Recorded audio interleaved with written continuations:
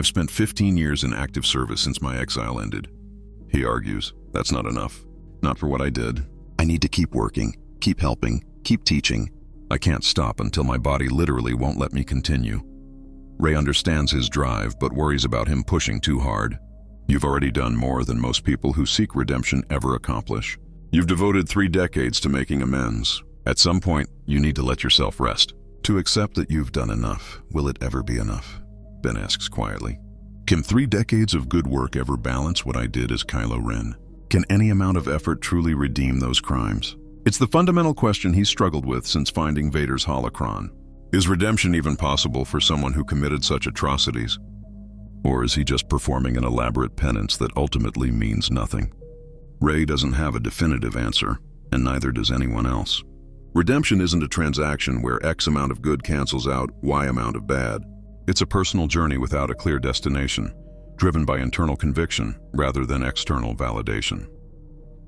On his 65th birthday, Ben suffers a major health crisis. His heart, damaged by years of dark side corruption and force lightning exposure, begins to fail. Rey rushes him to the medical facility on Ossus, but the doctors are pessimistic. The damage is too extensive, too deeply rooted in his very cells. Even with advanced medical technology and Rey's healing abilities, they can only stabilize him temporarily. He has months at most, possibly only weeks. Ben takes the news with equanimity. He's known this was coming, felt his body breaking down over the past year. Part of him is relieved. He's tired, worn down by decades of guilt and effort. The prospect of rest, of release from the constant weight of his crimes, holds appeal. But he's also sad.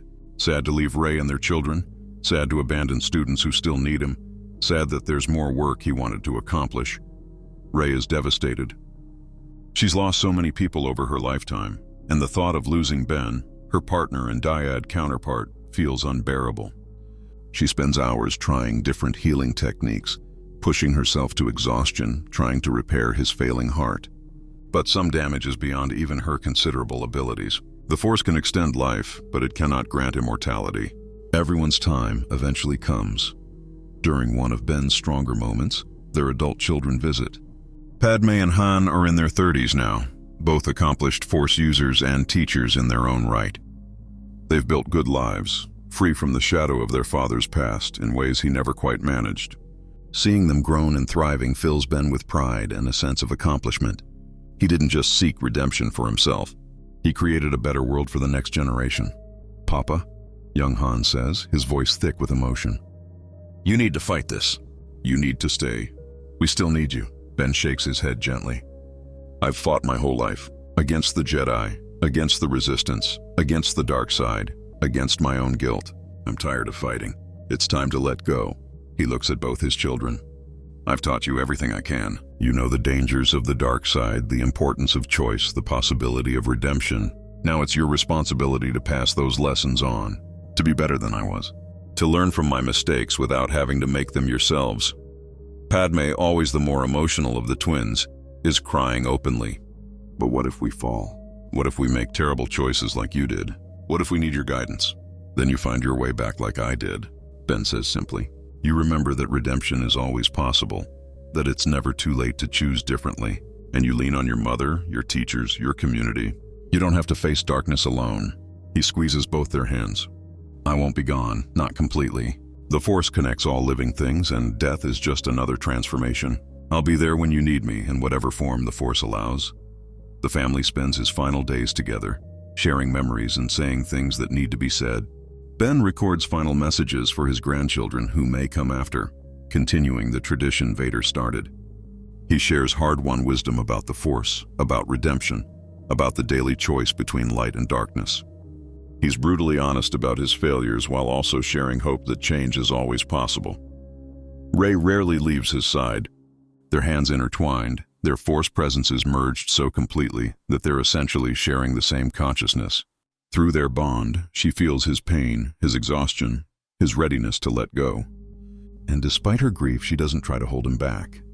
She learned long ago that love means letting people make their own choices, even when those choices involve leaving. On a quiet morning, with Ossus's twin sons just beginning to rise, Ben Solo takes his last breath.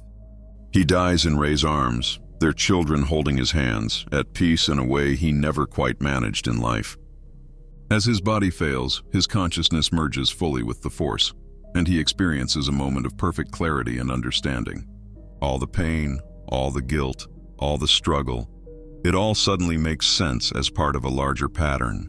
He sees how his fall and redemption contributed to the galaxy's evolution, how his mistakes taught lessons that prevented future atrocities, how his children and students will carry forward the wisdom he gained through suffering. He becomes one with the Force, his individual identity dissolving into the cosmic whole. But he doesn't disappear entirely. A Force ghost begins to form, translucent and glowing, standing beside Rey. She looks up through her tears and sees him, younger now, free from the physical damage of his final years. He looks how he did when he first came back to the light, when he chose Ben Solo over Kylo Ren, when redemption became more than an abstract concept. "I'm still here," Ben's spirit says, his voice echoing slightly as all Force ghosts do, just in a different form. "I'll always be here when you need me. Through the Force, through our bond, through everything we built together." Other Force ghosts appear beside him. Anakin Skywalker, smiling with pride at his grandson who followed his path of redemption. Luke Skywalker, finally free from guilt over his moment of weakness. Leia Organa, joyful to have her son back, to see him at peace. Han Solo, grinning that lopsided grin, proud of the man his son became despite everything. They welcome Ben into their company, a family reunited beyond death. Rey feels their presence through the Force, feels Ben's consciousness still connected to hers through their dyad bond. Death hasn't severed their connection, only transformed it. She's still grieving, will grieve for a long time, but she's not alone. She never was, and never will be, as long as the Force flows through all things. The funeral is smaller than Leia's, but still well attended. Representatives from worlds Ben helped during his redemption come to pay respects. Students he taught speak about his impact on their lives. Survivors he worked with testify to his genuine remorse and consistent effort to make amends. Not everyone present forgives him. Some attend specifically to ensure he's really dead, to confirm that Kylo Ren can never hurt anyone again. Rey understands and respects that. Ben never expected universal forgiveness, only the opportunity to try to be better. During the service, Rey speaks about Ben's journey from Kylo Ren to Ben Solo, about the difficulty of the path he chose and the courage required to walk it daily for 3 decades. "He wasn't perfect," she says, her voice carrying across the assembled crowd. "He struggled with temptation until his final days. But he never stopped trying, never stopped choosing light over darkness, service over power, love over hate. That's what redemption looks like. Not a single moment of transformation, but a lifetime of consistent choices in the right direction." She places Vader's Holocron beside Ben's grave marker, the artifact that started his journey back to the light. Future generations will find it here. We'll hear Anakin Skywalker's warning and Ben Solo's testimony about redemption. The 2 holocrons together, grandfather and grandson, both admitting their falls and both testifying to the power of choice and change. It becomes one of the most important teachings in the new Force tradition, a reminder that failure isn't final and that every moment offers a chance to choose differently. Ben's death affects Rey deeply.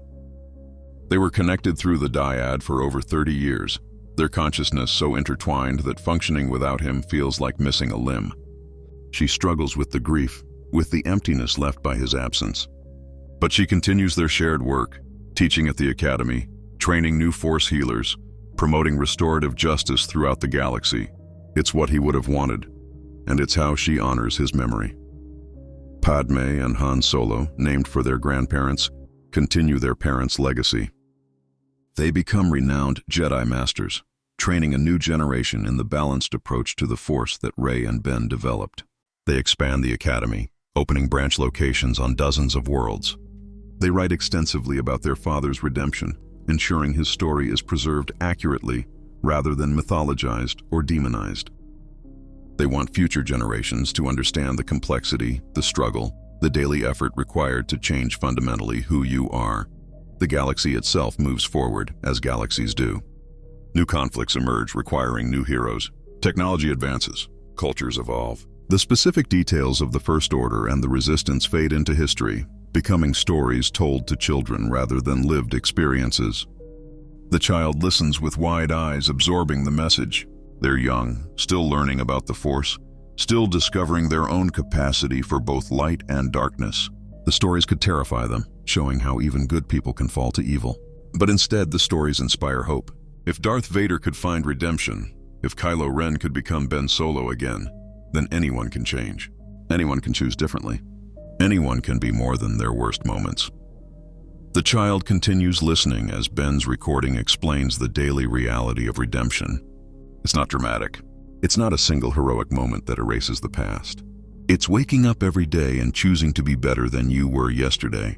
It's facing consequences without making excuses. It's using your mistakes to teach others so they don't have to learn the same lessons through suffering. It's humble, unglamorous work that never truly ends, but it's meaningful work. It's the work that actually changes things. The recording ends with Ben's final message, recorded in his last days. If you're watching this, then you're probably struggling with the dark side or afraid you might fall to it. I understand that fear. I lived it. But I want you to know that fear itself isn't the problem. It's what you do with the fear that matters. You can let it consume you, push you toward hatred and violence and the pursuit of power, or you can acknowledge it, learn from it, and choose to act with compassion anyway. That's what my grandfather taught me through his final message. That's what I'm trying to teach you now. The dark side is part of you, but it doesn't have to define you. Every moment offers a choice. Choose the light. Choose love. Choose to be better than your worst impulses. And if you fall, as I did, know that the path back exists. It's hard, maybe the hardest thing you'll ever do. But it's possible. Redemption is always possible. The recording fades. The child sits in silence for a long moment, processing everything they've heard. Then they carefully place the datacron in their pack, carrying it as they continue their journey. The message of the Skywalkers, passed down through generations, continues to guide and inspire. The legacy isn't about power or destiny or prophecy. It's about choice. About the fundamental truth that people can change, that redemption is possible, and that love is stronger than hate. Years turn into decades, decades into centuries. The stories of Anakin Skywalker and Ben Solo become legends, then myths, then foundational tales of Force tradition. Details blur and change with each retelling. But the core message remains constant. The dark side is seductive but destructive. Power promises everything and delivers suffering. And redemption, true redemption, is possible for anyone willing to do the hard work of changing. Rey eventually passes into the Force as well, reuniting with Ben in whatever form consciousness takes after death. Their dyad continues even beyond physical existence, two souls so intertwined that they function as one. Together, as Force ghosts, they guide future generations, appearing to those who need wisdom about balance, redemption, or the nature of the Force itself. The Skywalker saga, stretching from Anakin's fall to Ben's redemption, becomes the foundational story of the modern Force tradition, not because it's about chosen ones or grand destinies, but because it's about something more universal and more important: the capacity for change, the possibility of redemption, the power of choice, the truth that love, not power, is the greatest force in the galaxy. And it all started with one holocron, one message from a dying man to his unknown descendants, one warning about the dark side's lies and one testimony to redemption's possibility. Vader's holocron, found by his grandson at the exact moment when he needed it most, changed the course of galactic history, not through power or conflict, but through truth. Through one man admitting his mistakes and hoping his family would learn from them. Through another man hearing that message and choosing to honor it. So what if Kylo Ren found Vader's holocron? The galaxy would be saved from Emperor Palpatine's final scheme. The First Order would fracture from within, ending the war years earlier and saving millions of lives. The Jedi would rebuild based on balance and compassion rather than rigid dogma. And one young man, corrupted by manipulation and lies, would find the truth about his grandfather's legacy and choose to honor it through redemption rather than power. But more than that, the story would prove something fundamental about the nature of the Force and the human spirit. That darkness isn't permanent. That falling doesn't mean you can't rise again. That every moment offers a choice and those choices accumulate into who you become. That redemption isn't a destination but a journey, one you walk every day for the rest of your life. And that the greatest power in the galaxy isn't the ability to dominate others, destroy planets, or cheat death. It's the courage to admit you were wrong, to face the consequences of your actions, and to spend however much time you have left trying to be better. That's the legacy of Anakin Skywalker and Ben Solo. That's what Vader's holocron taught and what Ben's life proved.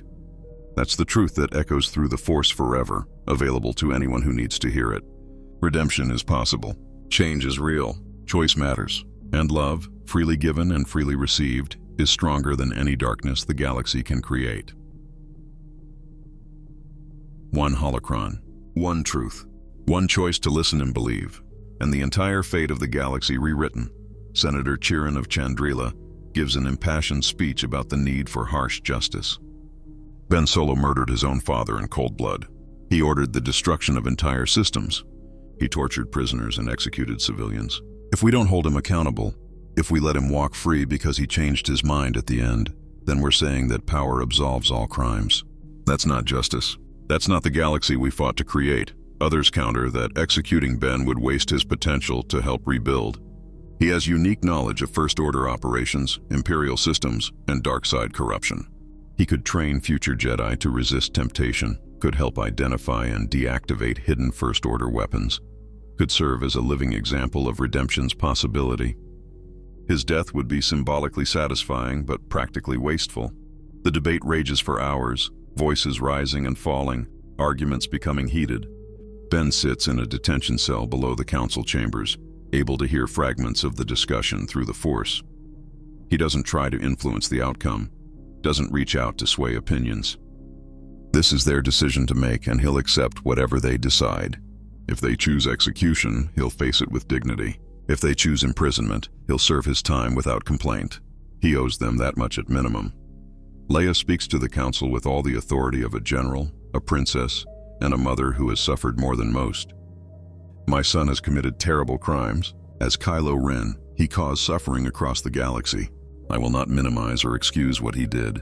But he has also chosen redemption, provided intelligence that saved countless lives, and risked everything to end the war. She pauses, her voice growing stronger. My brother believed that anyone could be saved, that even Darth Vader deserved a chance at redemption. Luke was right. Vader's final act redeemed decades of darkness.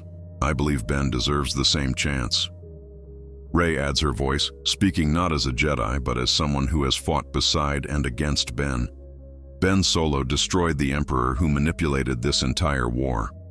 He fractured the First Order from within, turning certain defeat into possible victory. He saved millions of lives on Coruscant at the cost of what he thought would be his own life. She looks around at the assembled representatives. The galaxy doesn't need his death. It needs him to spend the rest of his life making amends, helping rebuild what was destroyed, using his knowledge and power to prevent future wars. That's real justice. That's meaningful accountability. Finn speaks up, surprising everyone. 6 months ago, I wanted Ben Solo dead. I wanted him to pay for every crime, every death, every bit of suffering he caused. He looks uncomfortable but determined. I still think he deserves punishment. But I've watched him fight. I've seen him risk his life to save enemies, seen him take responsibility without making excuses, seen him do the hard work of changing. He pauses. My whole life I was told that people can't change, that once you're programmed a certain way, that's what you are forever. But I changed. I went from stormtrooper to resistance fighter. If I can change, if Ben can change, then maybe change is the whole point. Maybe that's what we should be fighting for. The testimony from those who have fought alongside Ben shifts the debate. Not everyone is convinced, and there are still calls for execution or life imprisonment. But momentum builds toward a compromise solution. After 12 hours of debate, the council reaches a decision. Ben Solo will not be executed or imprisoned indefinitely, but he will be exiled from the core worlds for a period of 15 years. During that time, he will work with the new Jedi Order that Rey is building, helping to train students while providing first-hand knowledge of the dark side's dangers. He will assist with relief efforts on worlds devastated by the war. He will make himself available to testify at war crimes tribunals against other First Order leaders, and he will wear a force inhibitor that limits his power, ensuring he cannot threaten the galaxy again, even if he wanted to. Additionally, Ben will be required to meet quarterly with a council of survivors from worlds he attacked as Kylo Ren. These meetings will be recorded and made public, ensuring transparency and accountability. He will hear testimony from those he hurt, face the consequences of his actions directly, and work with survivor advocates to direct his restitution efforts toward the areas of greatest need. When they bring Ben before the council to inform him of their decision, he listens without expression. When they finish, he simply nods. I accept these terms. Thank you for choosing mercy when you could have chosen vengeance. I will spend every day of my exile trying to prove that your mercy was not misplaced. The Force inhibitor is placed on him immediately, a durasteel collar that wraps around his neck and connects to his nervous system. The sensation is immediately uncomfortable, like a constant pressure on his connection to the Force. He can still sense emotions, still feel Rey through their bond, still use basic telekinesis. But his power is reduced to perhaps 20% of what it was. No more stopping blaster bolts, no more freezing people in place, no more overwhelming displays of raw power. Just enough to function as a Force user, not enough to be dangerous. Rey watches as they activate the inhibitor, feeling his discomfort through their bond. Are you okay? She asks silently through their connection. It's nothing compared to what my victims suffered. He responds, I'll adapt. It's only for 15 years. He attempts a weak smile. Besides, maybe learning to do more with less will make me a better teacher. The first year of exile is brutal beyond anything Ben anticipated. He travels to worlds he devastated as Kylo Ren, offering to help with reconstruction. Most reject him outright, their hatred of the First Order and its supreme leader too fresh, too raw. On Tehar, a mining colony where First Order bombardment killed thousands, local authorities refuse him landing permission. On Atrisha, survivors throw rocks when he appears, forcing him to retreat to his ship under a hail of stones and curses. Some worlds allow him to land but make clear he's unwelcome. On Carduine, where First Order occupation lasted 3 years and left deep scars, Ben works with relief organizations to rebuild infrastructure. But he's segregated from other volunteers, given the worst assignments, subjected to constant verbal abuse. He cleans sewage systems damaged by First Order bombing. He sorts through rubble looking for bodies that were never recovered. He does hard, disgusting labor that other volunteers won't touch. And he does it without complaint. During his work on Carduine, he meets a woman named Jesmyn Tana, whose husband and 2 children died during the First Order occupation. She confronts him while he's working in a collapsed building, trying to clear debris so construction crews can rebuild. You killed my family, she says, her voice shaking with rage and grief. My husband was executed for speaking against your occupation.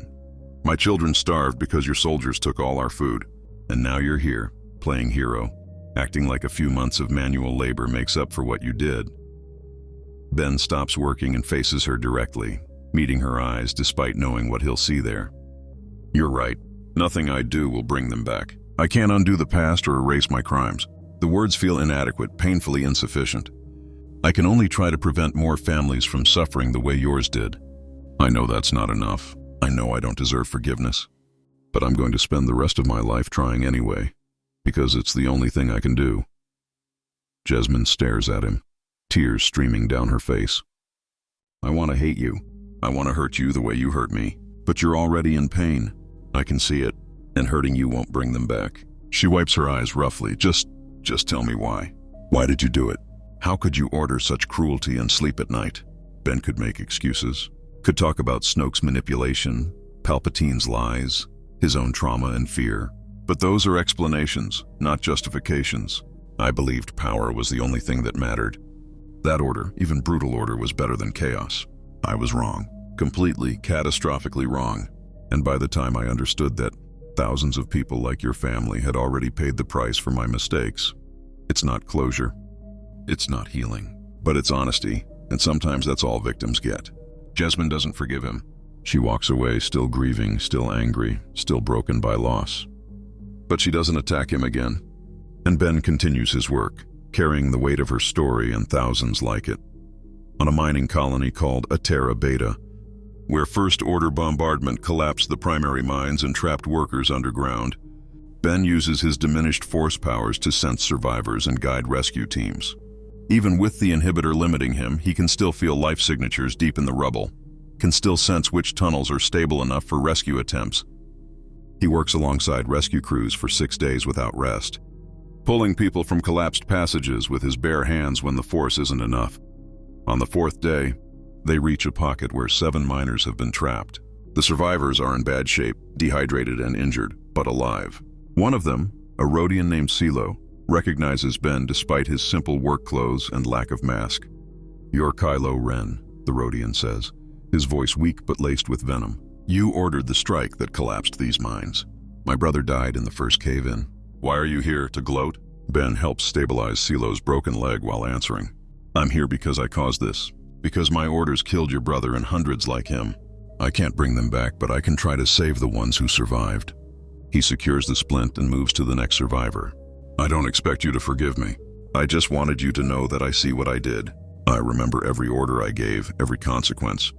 And I'm sorry." The rescue continues. They extract all 7 miners successfully, along with dozens more from other pockets throughout the collapsed mine system.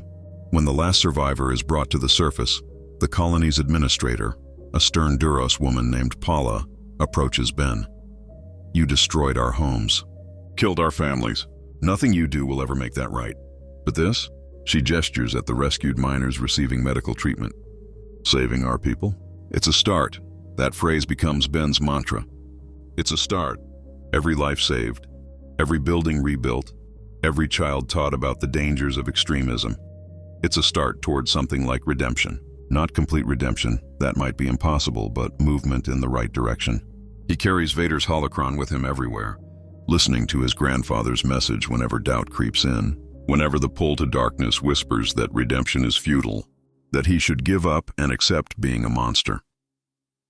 The quarterly meetings with survivor councils are among the most difficult parts of his exile.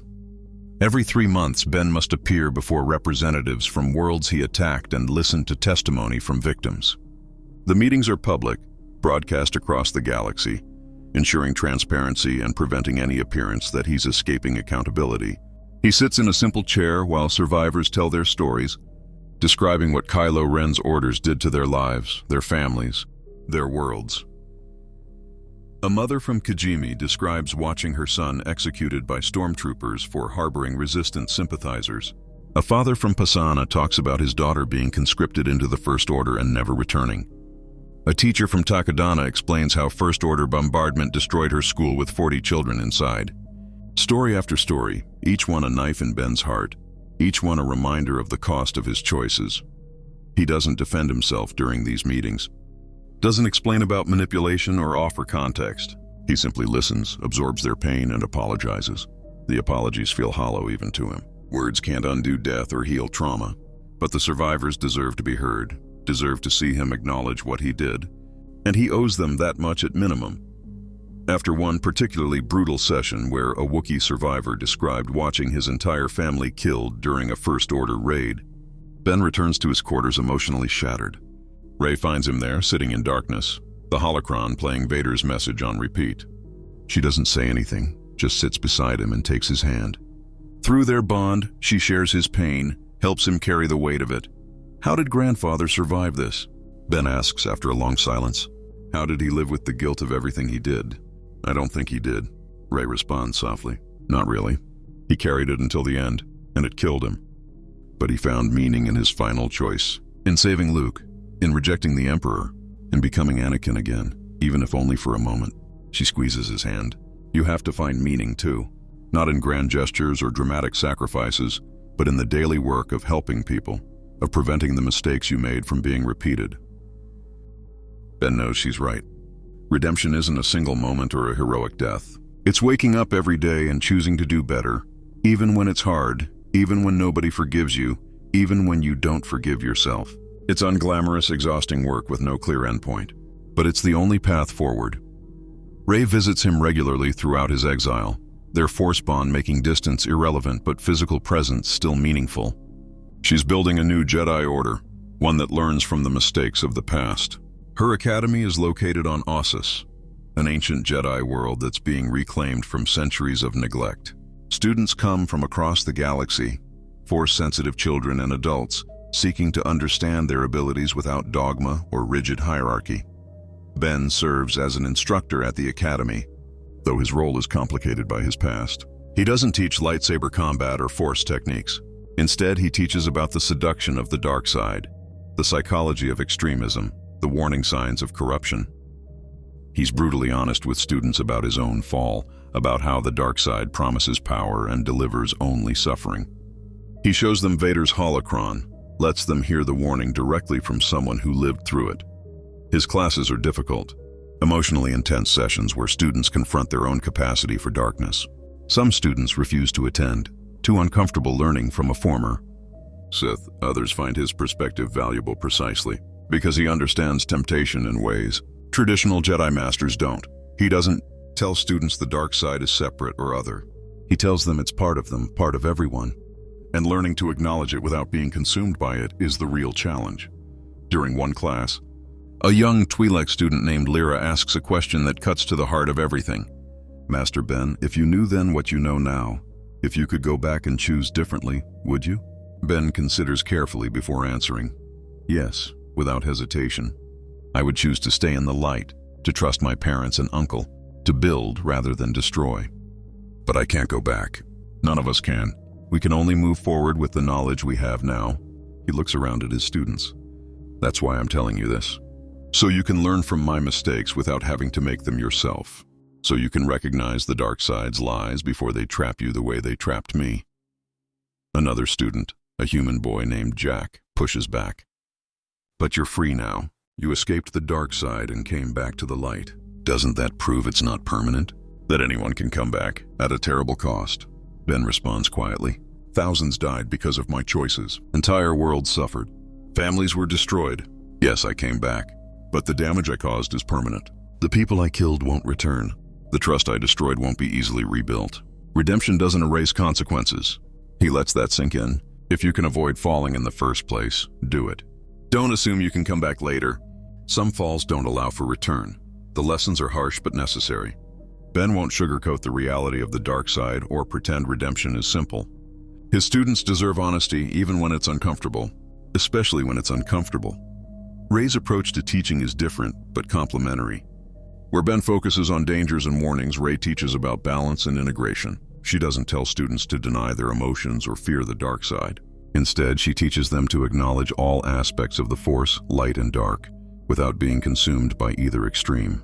It's a revolutionary approach, one that would have been heretical to the old Jedi Order, but it's based on her own experience and her understanding of the dyad. Together, Ben and Rey create a new Force tradition, one that learns from both Jedi and Sith failures. Their students are taught combat but also diplomacy, Force powers but also ethics. They learn to use their abilities in service of others rather than personal power. It's not perfect, and there are failures along the way, but it's an improvement over the rigid dogmatism of the old order and the nihilistic cruelty of the Sith.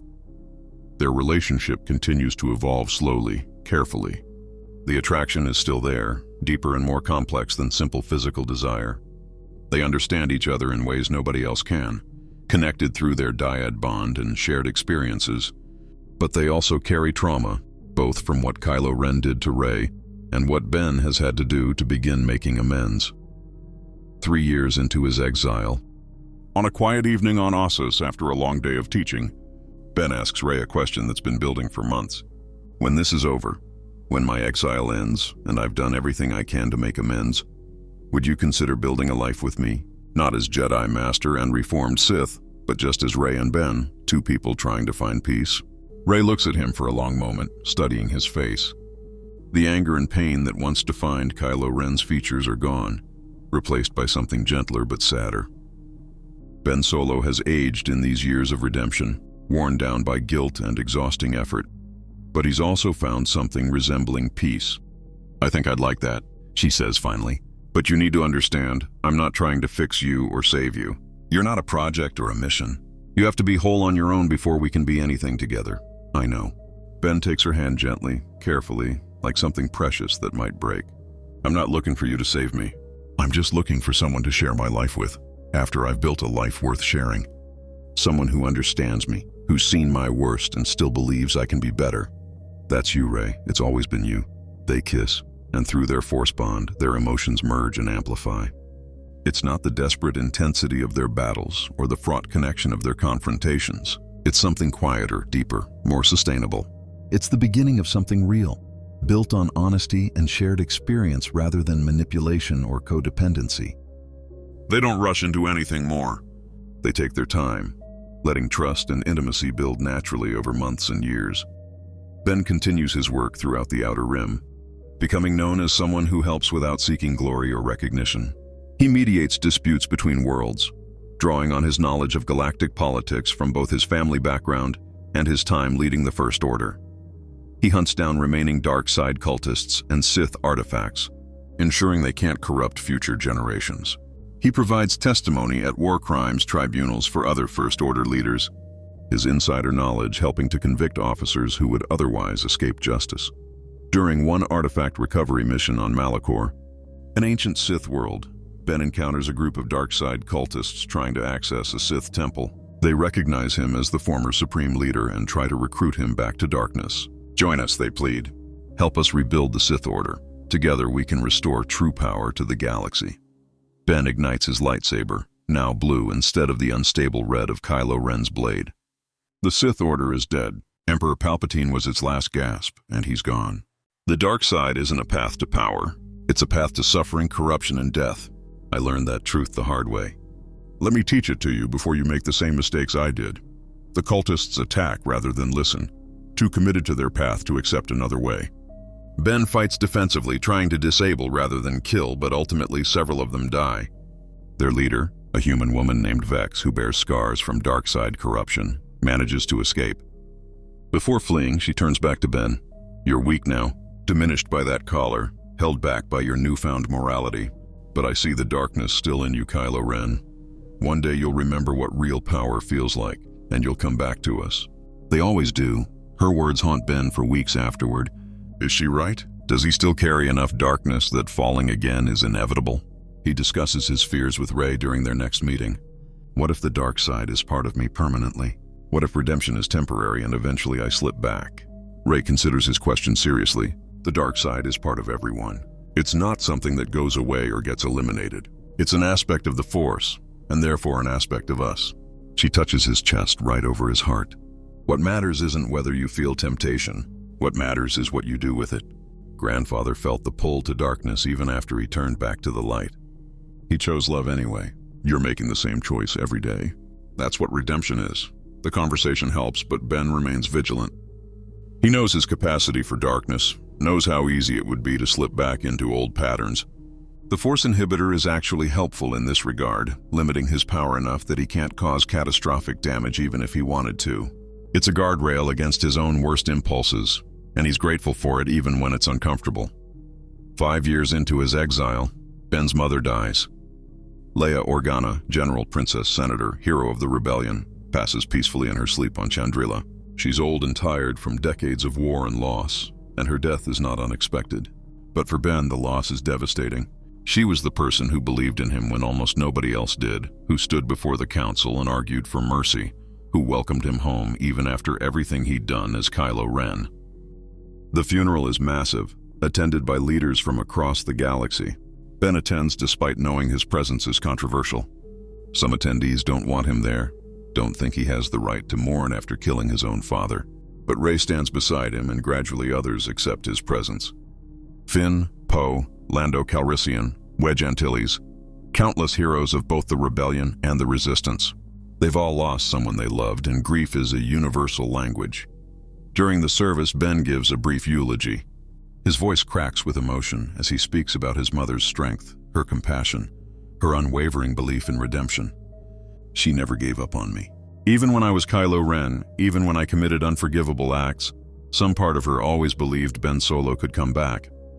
She was right. And I'll spend the rest of my life trying to be worthy of that faith.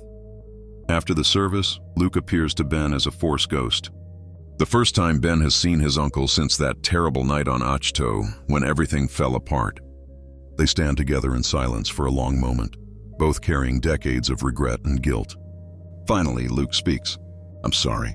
I failed you. I let fear guide my actions that night, and I created the very thing I was afraid of. Can you forgive me?"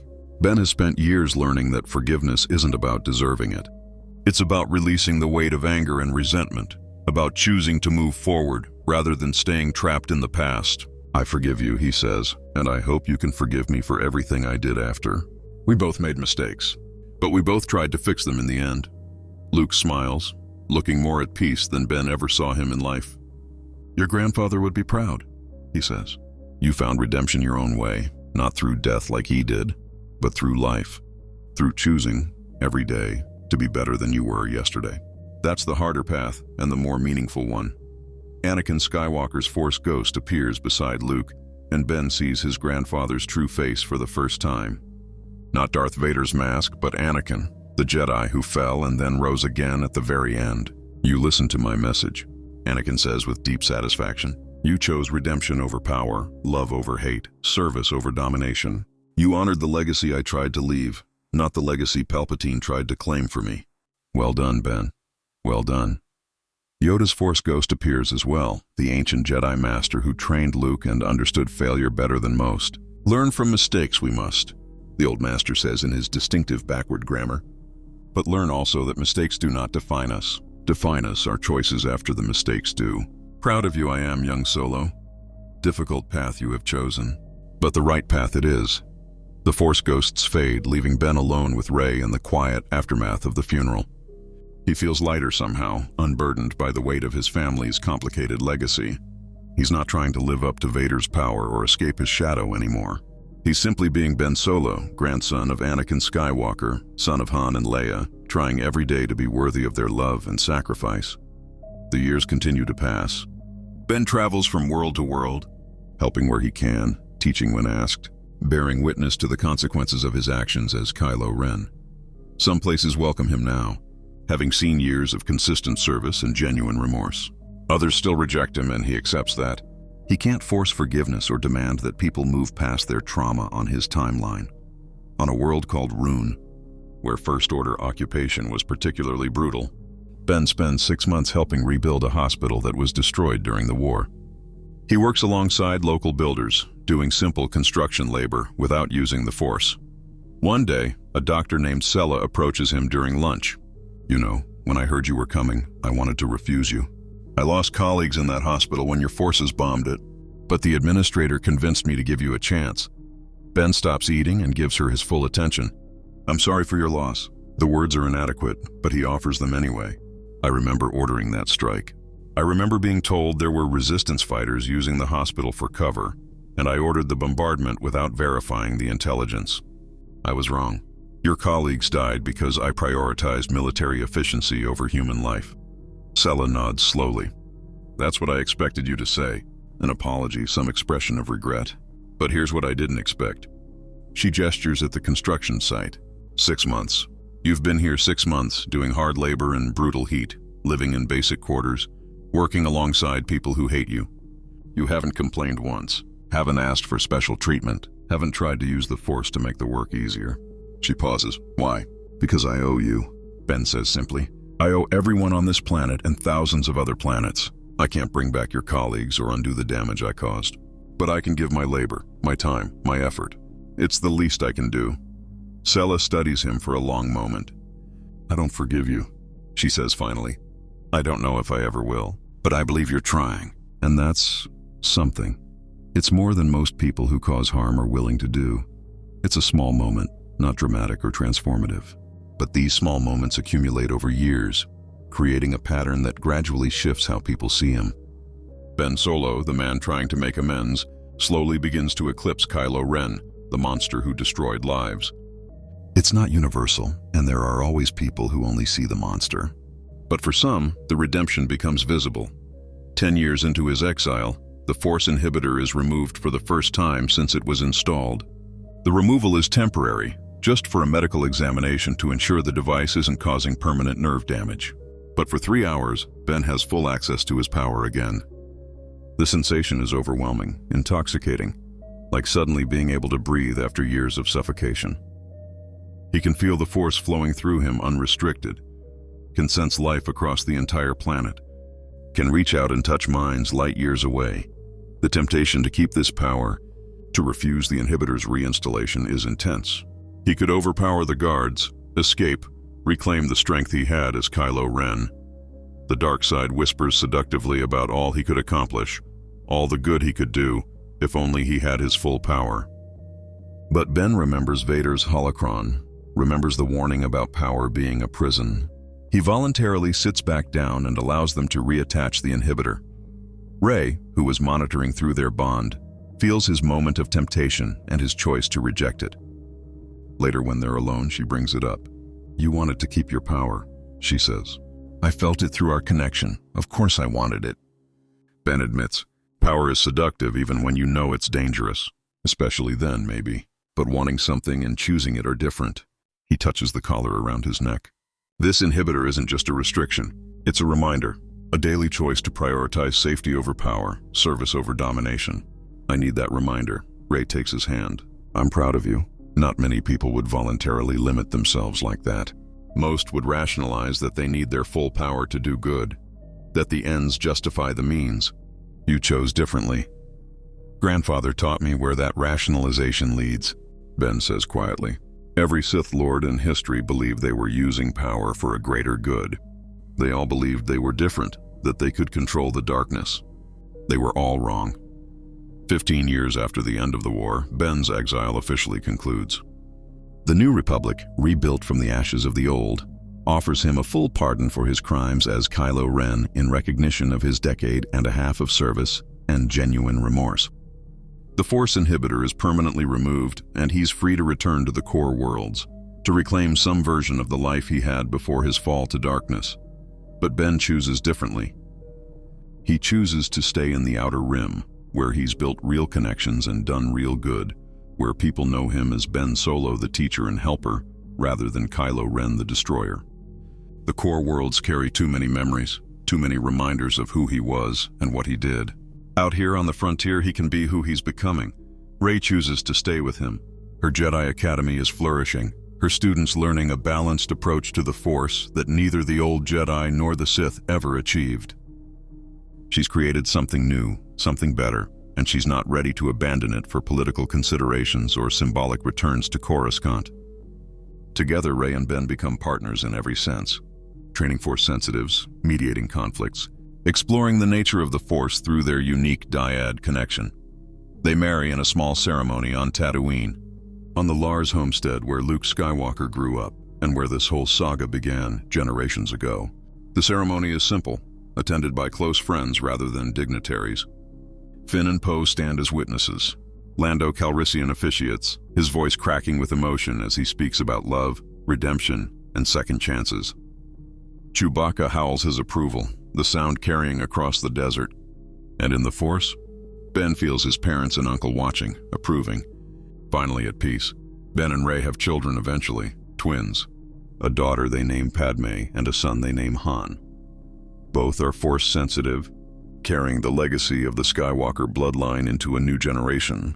Ben teaches them about their great-grandfather Anakin's fall and redemption, about the dangers of the dark side, about the constant choice between power and love.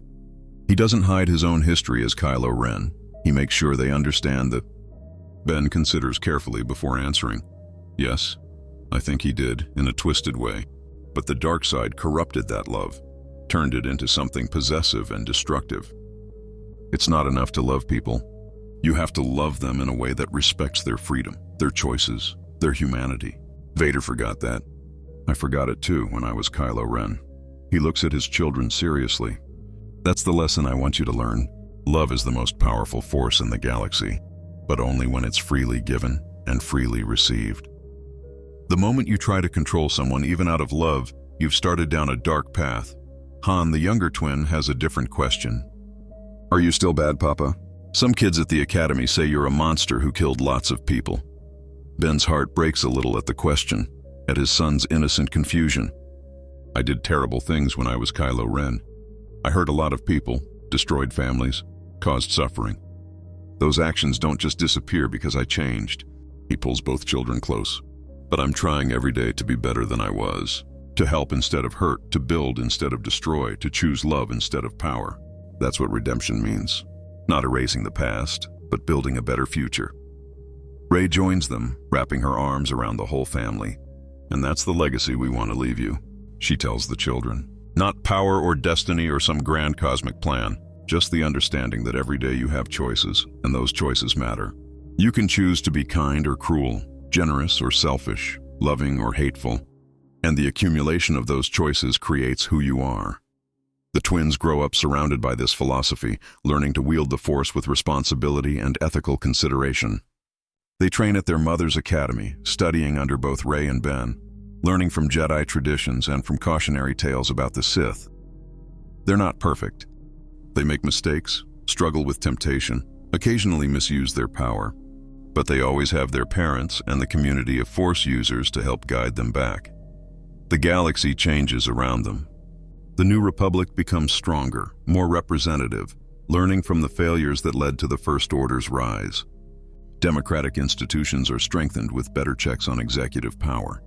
Member worlds have more autonomy while still participating in galactic governance. The scars of war heal slowly, but they do heal, one generation at a time.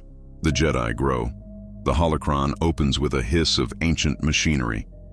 Blue light floods the chamber. And then a voice, distorted by age and technology, speaks words that will shatter everything Kylo Ren believes. I was wrong. The dark side is a prison, and I died to break free. It's Darth Vader's voice, his grandfather, his idol, the man whose legacy he's built his entire identity upon, and everything Vader is saying contradicts everything Snoke ever told him. One artifact. One truth. The entire sequel trilogy rewritten. This is what happens when Kylo Ren discovers something Supreme Leader Snoke desperately wanted to keep hidden. A holocron containing Vader's final thoughts, his true feelings, his ultimate rejection of the dark side. In the timeline, Kylo spent years worshipping a twisted version of his grandfather's legacy, believing Vader was the ultimate dark side warrior who was only weakened by sentiment at the very end. But what if he discovered the truth? What if he learned that Vader's greatest moment wasn't his decades of serving the Emperor, but the single act of love that destroyed him? The mission to Mustafar wasn't supposed to be complicated. The castle is a monument to the dark side, built on a world consumed by lava and rage. Every stone remembers Vader's pain, his anger, his transformation from Anakin Skywalker into the Emperor's enforcer. Kylo has been here before, scavenging for relics. He found Vader's helmet, the twisted metal he speaks to in moments of doubt. But this time, his Force sensitivity leads him deeper into the fortress, into chambers that even previous explorations missed. Behind a wall of carbonite, protected by ancient Sith wards that only someone of Vader's bloodline could bypass, he finds a vault.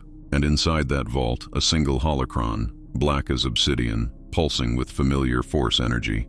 He knows immediately what it is. A Sith holocron, a repository of knowledge and power. His hands tremble as he reaches for it. This could contain techniques Vader learned from Palpatine, secrets of the dark side, everything he needs to crush the Resistance and rule the galaxy. He lifts it carefully, feeling the weight of history in his palms. The holocron is warm, almost alive, and as his Force energy touches it, the device activates. The blue hologram that appears isn't the imposing figure of Darth Vader in his prime. It's an older version, weaker, the hologram flickering as though the recording itself is damaged or corrupted, and when Vader speaks, his voice lacks the mechanical certainty Kylo associates with his grandfather. Instead, there's something else. Hesitation, pain, and something that sounds impossibly like regret. If you are seeing this, then I am dead, Vader's hologram says, and if you are of my blood, as the holocron's locks suggest, then you deserve to know the truth. Everything I did, every atrocity I committed in service to the dark side was based on a lie. The Emperor promised me power to save those I loved. Instead, the dark side took everything from me. My wife, my children, my very humanity. By the time I understood the deception, I had become a monster. Kylo staggers back, his mind reeling. This can't be right. Vader was the most powerful enforcer the dark side ever produced. He conquered entire star systems. He killed Jedi by the dozens. He was everything Kylo aspires to be. But the hologram continues, and every word is like a blade cutting through the foundation of Kylo's beliefs. I killed younglings. Vader's voice cracks slightly. Children who trusted the Jedi, who I was sworn to protect. I murdered them because the Emperor commanded it, because I believed it would give me the power to prevent death itself. But it didn't. It only brought more death, more suffering. For 20 years I served the Empire, and every day I felt the weight of my choices crushing me. The armor that kept me alive became my prison. The dark side that promised freedom became my chains. The hologram shows memories, fragments of Vader's life. The march on the Jedi Temple, the duel on Mustafar, the moment Padme died, the decades serving Palpatine, and finally the Death Star, the throne room, watching his son being electrocuted by the Emperor.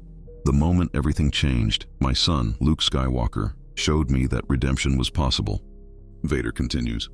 He believed in Anakin Skywalker when I no longer did.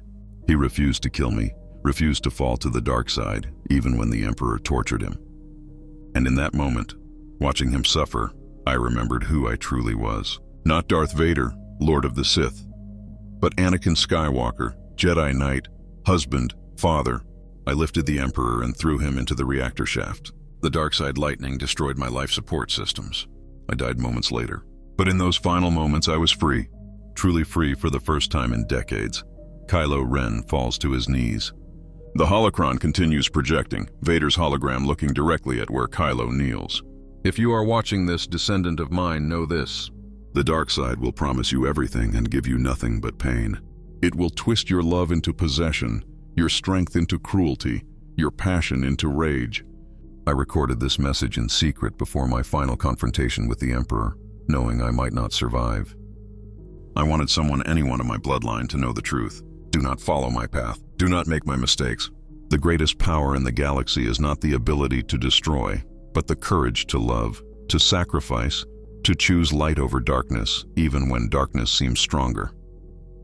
The hologram flickers one last time. I loved my son. I loved my wife. I loved who I was before I fell. That love, not the dark side, was my true power. Remember that. Remember me not as Darth Vader, but as Anakin Skywalker, who died to save his son. May the Force be with you, always. The Holocron deactivates, leaving Kylo alone in the darkness of Mustafar. For a long time, he doesn't move. He can't. Everything he believed, everything he's done, every choice he's made since turning to the dark side, all of it was based on worshiping Vader's strength. But Vader himself, in his final message, rejected everything Kylo stands for. The dark side wasn't Vader's triumph. It was his tragedy. And his true legacy wasn't power, but redemption. Kylo's mind races through memories. Han Solo, his father, standing on that bridge in Starkiller Base. I love you. I know what I have to do, but I don't know if I have the strength to do it. Will you help me? And Kylo drove his lightsaber through his father's heart, believing he was cementing his commitment to the dark side, believing he was following Vader's example. But Vader's example, his true example, was saving his son, not killing his father. Supreme Leader Kylo Ren returns to his flagship in turmoil. He carries the holocron hidden in his robes, afraid that if anyone discovers it, they'll take it from him. The First Order officers notice his distraction, his sudden mood shifts, but none dare question him. He's killed officers for less, but their fear of him, which once felt like power, now feels hollow. Vader inspired fear too, and he called it a prison. He isolates himself in his quarters and plays the holocron message again. And again, and again. Each time he notices details he missed before. The pain in Vader's voice when speaking about Padme. The pride when mentioning Luke's refusal to fall. The genuine hope that whoever finds this message will... Kylo thinks about Rey, the scavenger from Jakku who should be insignificant but somehow matches him in power. They've fought twice, and both times she's held her own despite minimal training. But it's not just her strength that troubles him. It's what he feels through their Force bond, a connection that Snoke claimed to create, but that feels far more ancient and profound. When he looks at Rey, he doesn't just see an enemy.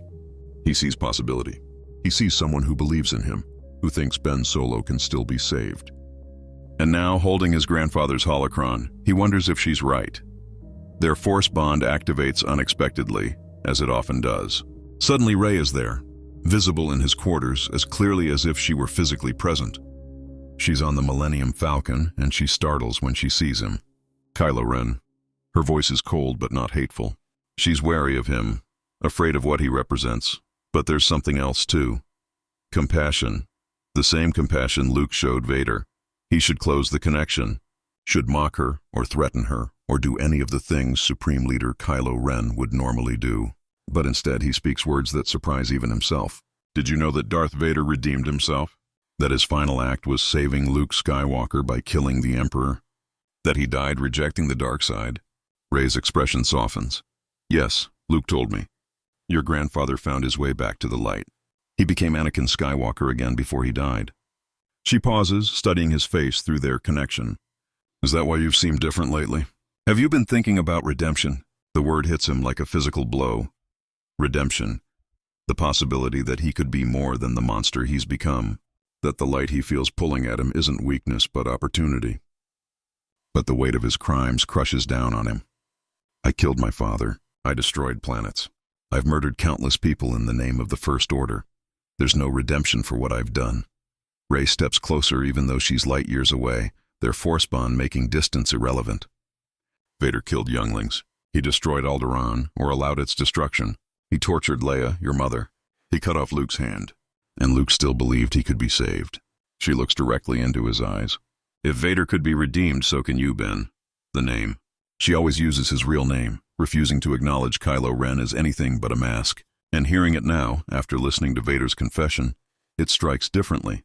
Ben Solo, the son of Han Solo and Leia Organa, the nephew of Luke Skywalker, the grandson of Anakin Skywalker. That's who he really is, beneath the mask and the title and the dark side corruption. Before he can respond, the force bond flickers and closes. Rey is gone, leaving him alone with the holocron and his spiraling thoughts. He wants to believe her, wants to believe redemption is possible. But Snoke's voice echoes in his mind, all the lessons and manipulations of years. The light is weakness. Compassion is failure. Your parents abandoned you. The Jedi betrayed you. The only truth is power, except Snoke lied about other things. He claimed to create the force bond between Kylo and Rey, but now Kylo suspects it existed naturally, that Snoke merely exploited it. He claimed Vader was the ultimate dark side enforcer, but Vader himself rejects that legacy. How many other lies has Snoke told? And if Snoke lied, what about Palpatine, whose voice Kylo has been hearing, whose resurrection on Exegol promises ultimate power? Kylo makes a decision. He needs to know the full truth. He needs to confront the lies he's been living. And he needs to do it before the pull to the light or the pull to darkness tears him apart completely. He sets course for Exegol, the hidden Sith world where Palpatine has been orchestrating events. If anyone knows the truth about Vader's fall and redemption, it's the man who corrupted him in the first place. The journey to Exegol takes him through the unknown regions. Following a Sith wayfinder he stole from Vader's vault. The path is treacherous, filled with spatial anomalies and dark side energy that would destroy most ships. But Kylo navigates it easily, his connection to the Force guiding him. As he travels, he continues studying the holocron, listening to Vader's message, until he can recite it from memory. Exegol is a nightmare made manifest. The entire planet pulses with dark side energy, storms of crimson lightning illuminating ancient Sith temples, and at the heart of it all, the Sith Citadel, where Palpatine waits. Kylo lands his ship and walks through corridors lined with Sith cultists and ancient artifacts. They all bow as he passes, recognizing the supreme leader of the First Order, but Kylo barely notices them. His focus is entirely on the confrontation ahead.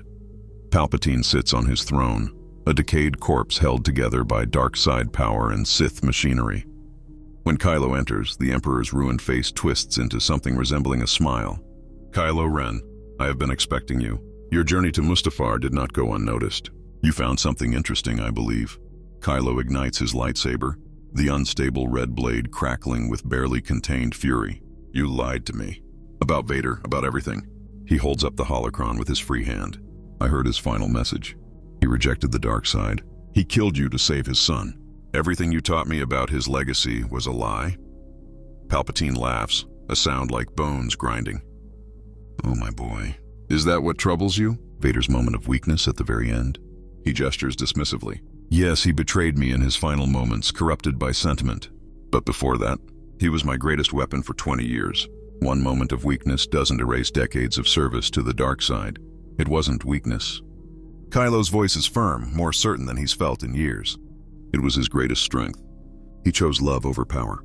He chose his son over the Emperor. He chose to be Anakin Skywalker instead of Darth Vader. And you've spent years manipulating me to prevent me from making the same choice. The Emperor's expression darkens. I saved you from the delusion of the light. Your parents failed you. Luke Skywalker tried to murder you in your sleep. The Jedi Order was built on lies and hypocrisy. I showed you the truth of power, just as I showed Vader. And look what you've accomplished. You lead the First Order. You command armies. You have everything your grandfather had at his peak, and my grandfather died regretting everything he did. Kylo deactivates his lightsaber but doesn't lower his guard. You promised him power to save Padme, but the dark side killed her. You promised me purpose, but all I feel is emptiness. You promised Vader would be my guide, but his final message was a warning not to follow his path. Everything you've promised is poison wrapped in lies. Palpatine rises from his throne, and the room trembles with dark side energy. You dare defy me? I am all the Sith. Every Dark Lord who ever lived flows through me. I orchestrated your grandfather's fall. I manipulated your parents' relationship. I whispered in Snoke's ear to corrupt you. Everything you are is because I willed it. You exist to serve me, just as Vader did. The claim should intimidate Kylo, should remind him of his place in the grand Sith design. But instead it clarifies everything. Palpatine sees him as a tool just like he saw Vader. Not as a person, not as someone with value beyond their usefulness, but as a weapon to be used and discarded. And Vader spent 20 years as that weapon before finally breaking free. Kylo won't make the same mistake. I am not my grandfather, Kylo says quietly, and I am not your weapon. He reaches out through the Force not to attack Palpatine, but to do something he hasn't done in years. He reaches out to Rey, their Force bond activating at his call. She appears in the throne room, visible to both of them, clearly confused about where she is. Ben. Rey looks around at the Sith Citadel, at the Emperor, at the cultists. What is this? Where are you, Exegol? Kylo keeps his eyes on Palpatine. The Sith world where the Emperor has been hiding. He's been manipulating both of us, Rey, using us against each other. But he's afraid of what we could accomplish together. That's why he's pushed us to fight instead of unite. Palpatine's voice cuts through the chamber like a blade. Clever boy. Yes, I arranged your connection. The granddaughter of my failed clone and the grandson of Vader, bound together through the Force. A dyad, a connection unseen for generations. But you were never meant to join forces. You were meant to destroy each other until only the stronger remained, and then that survivor would become my final vessel. The revelation stuns both of them. Rey is Palpatine's granddaughter, created from one of his failed clones. The power she wields, the strength that seems beyond her training, it's because she carries Palpatine's bloodline. And Kylo, carrying Vader's bloodline, was meant to either kill her or be killed by her, with the survivor becoming the Emperor's new body. But Palpatine made a miscalculation. Vader's holocron showed Kylo that love is stronger than power. And now, looking at Rey through their Force bond, he feels that truth resonating. They're not enemies. They're two sides of the same coin, light and dark in balance. Together, they could be something neither the Jedi nor the Sith ever achieved. Something new. Rey, Kylo says, his voice steady, I've done terrible things. Killed your friend. Killed my father. Caused suffering across the galaxy. I don't deserve forgiveness. But my grandfather found redemption in his final moments, and he left a message saying it's never too late to choose the light. I want to make that choice. I want to be Ben Solo again. Will you help me? Rey's expression shifts through a dozen emotions. Distrust, hope, fear, compassion. She's wanted this for so long, wanted to believe Ben Solo could be saved. But she's also seen what Kylo Ren is capable of, the cruelty and rage. Can she trust that this change is real? Can she risk believing in him? The Emperor doesn't give her time to decide. He unleashes Force lightning at the holographic image of Rey, and through their connection, she feels it. She screams and Kylo moves without thinking. He throws himself between Palpatine and Rey's image, absorbing the lightning with his own body. The pain is excruciating, his nerves burning, his vision going white. But he holds his position, protecting her the way Vader protected Luke. Through their bond, Rey sees his sacrifice, sees him willingly suffering to keep her safe. And in that moment, she makes her choice. She reaches out through the Force, sending her own power through their connection. The dyad activates fully for the first time, their Force energies merging, amplifying each other. Light and dark not in conflict but in balance, working together instead of fighting. The combined power is overwhelming.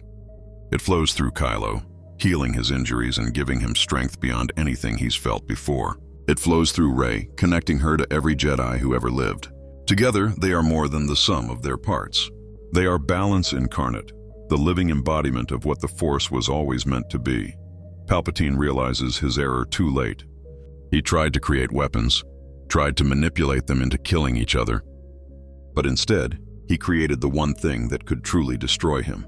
A dyad, working in perfect harmony, channeling both light and dark in balanced unity.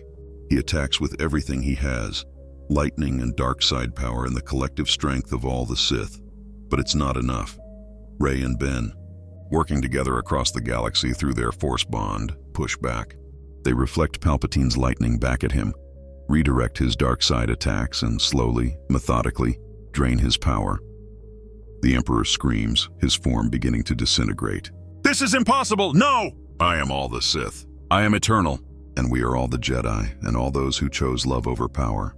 Rey and Ben speak simultaneously, their voices overlapping through the force bond. "You manipulated my grandfather. You corrupted my bloodline. But we choose differently. We choose balance. We choose light. And we choose to end you, once and for all." The final blast of combined force power, light and dark in perfect harmony, disintegrates Palpatine completely. The Emperor's scream echoes through Exegol as his physical form burns away to nothing. The Sith Citadel begins to collapse, the dark side energy that held it together unraveling.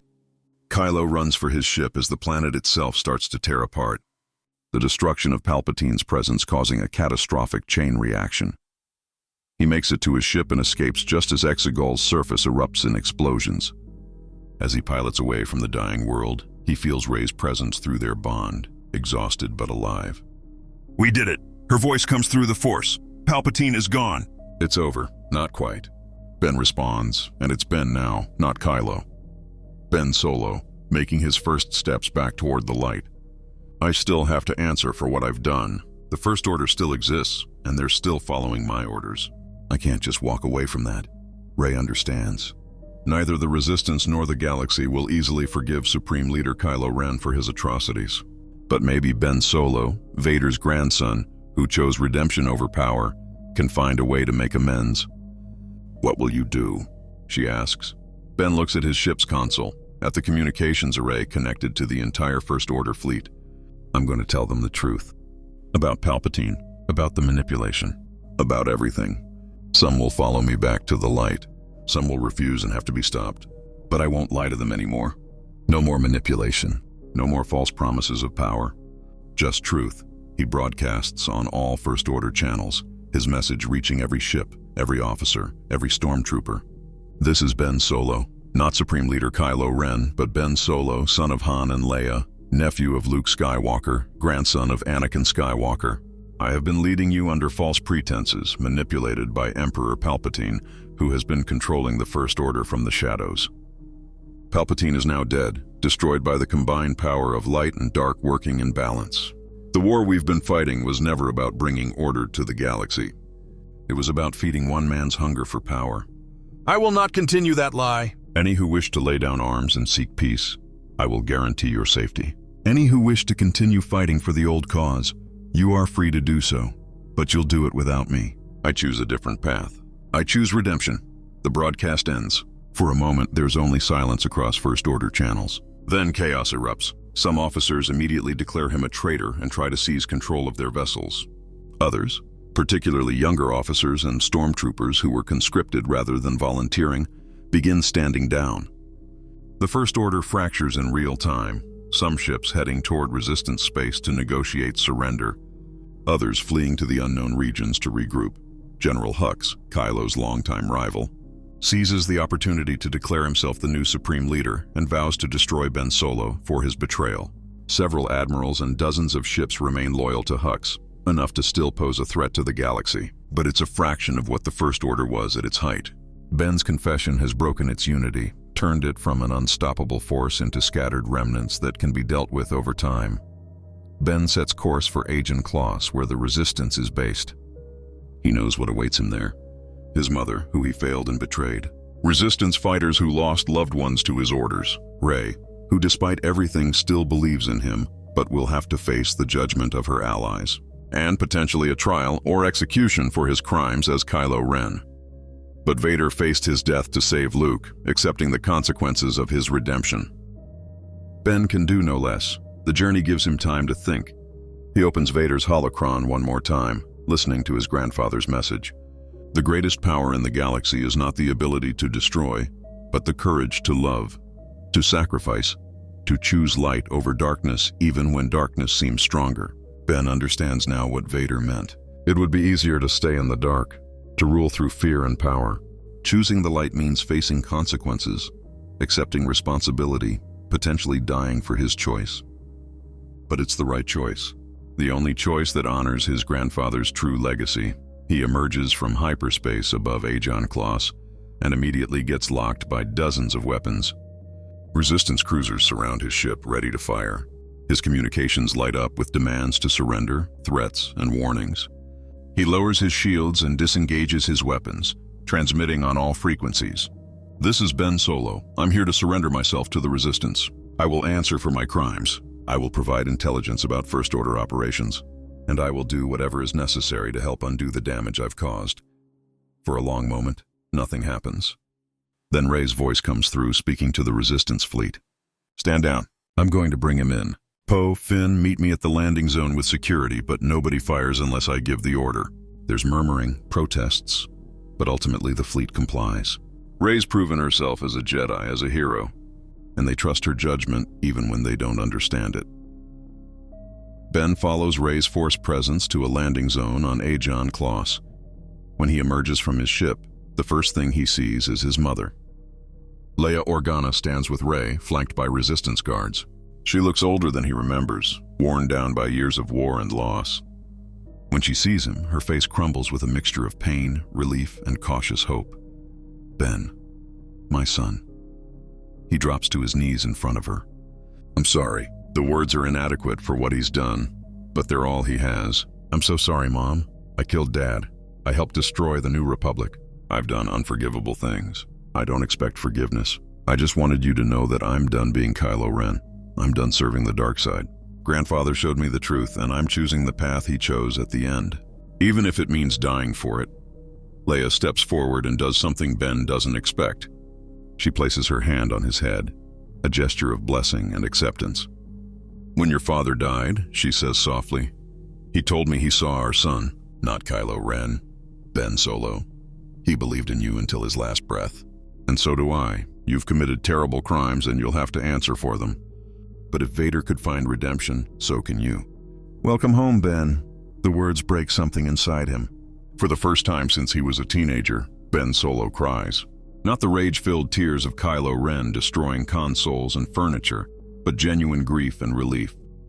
His mother holds him, and through their shared Force sensitivity, he feels her forgiveness. Not absolution for his crimes, but acceptance that he's truly trying to change. Rey approaches cautiously. "We need to debrief you. Learn everything about First Order operations, Palpatine's contingencies, any remaining threats. The war isn't over yet. Ben." "You shouldn't." Ben doesn't try to defend himself or make excuses. "Everything you said is true. I did all those things.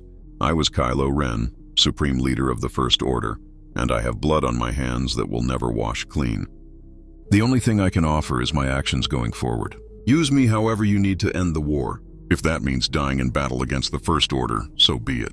I just want to stop more people from suffering because of choices I made." The honesty surprises Finn. He expected excuses, expected Ben to claim he was manipulated or not in control. But Ben takes full responsibility for his actions while also committing to do better. "It doesn't erase the past, but it's a start. I don't forgive you," Finn says finally. "Maybe I never will, but if you really want to make amends, prove it. Fight with us. Help us end this war.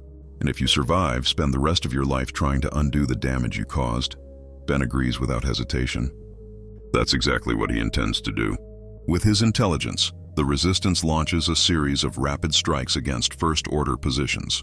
Ben personally leads several missions, using his knowledge of Imperial tactics and his Force abilities to help Resistance teams succeed with minimal casualties. He saves lives, both Resistance and First Order, encouraging enemy soldiers to surrender rather than fight to the death. During one mission to disable a First Order superweapon, Ben encounters Knights of Ren, his former followers. They attack him immediately, seeing him as a traitor to everything they stand for. The fight is brutal. These were his brothers in arms, people he trained with and fought alongside for years. But they're committed to the dark side, to power and domination, and they won't accept his redemption. Vikrul, the knight specializing in harvesting fear, strikes first with his scythe. "You abandoned us, Master," he hisses. "You betrayed everything we stood for. The dark side gave us purpose, gave us power, and you threw it away for what? Sentiment? Weakness?" Ben deflects the strike, his movements defensive rather than aggressive. "I didn't betray you. I freed myself from a lie. Palpatine manipulated all of us, used us as tools for his resurrection. The power we thought we had was always his power, borrowed and conditional. Real strength comes from making your own choices, not following someone else's design. Aplek, wielding his vibro axe, charges from the side. Philosophy won't save you, traitor. The knights coordinate their assault with practiced precision, 6 against 1, each using their signature weapons and dark side abilities. Trudgen with his vibro cleaver, Usher with his war club, Cardo with his arm cannon, Kuruk with his blaster rifle. They know Ben's fighting style intimately because he taught them, trained them, made them into the warriors they are. But Ben has changed. He's not fighting with rage and aggression anymore. He's centered, calm, drawing on both light and dark in balance. He moves through their attacks like water, redirecting rather than blocking, using their momentum against them. When Cardo fires his arm cannon, Ben guides the blast into Truggen's weapon, destroying it. When Ushar swings his club, Ben steps inside his guard and disarms him with a precise force push. Stop this. Ben pleads even as he fights. You don't have to die for Palpatine's lies. The war is over. The First Order is collapsing. Come back with me. Face justice, yes, but live. Choose life over this pointless last stand. Kuruk's response is to fire his blaster rifle on full auto, forcing Ben to ignite his lightsaber and deflect a barrage of bolts. Never! We are Knights of Ren. We serve the dark side until death. Better to die fighting than to grovel before the light like you. The fight intensifies.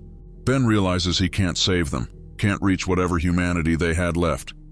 They're too far gone, too committed to darkness, too proud to admit they've been manipulated.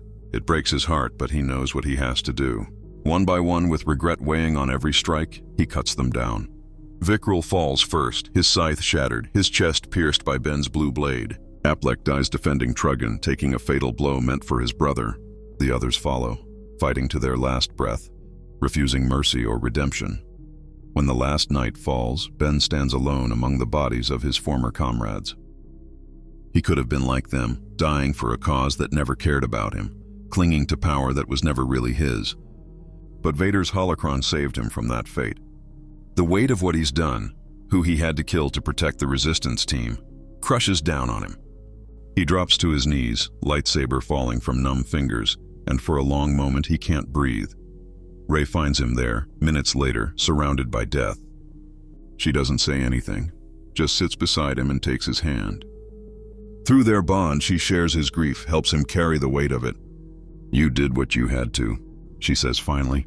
They chose their path. You chose yours. That's not your fault. It doesn't feel that way.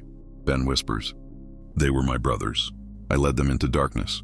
If I had been stronger, if I had resisted Snoke from the beginning, maybe they would have been different. Maybe they'd still be alive. And maybe if Anakin had resisted Palpatine, millions would still be alive. Rey counters gently. But you can't change the past. You can only move forward. Honor their memory by being better than you were, by saving the people you can save. That's all any of us can do.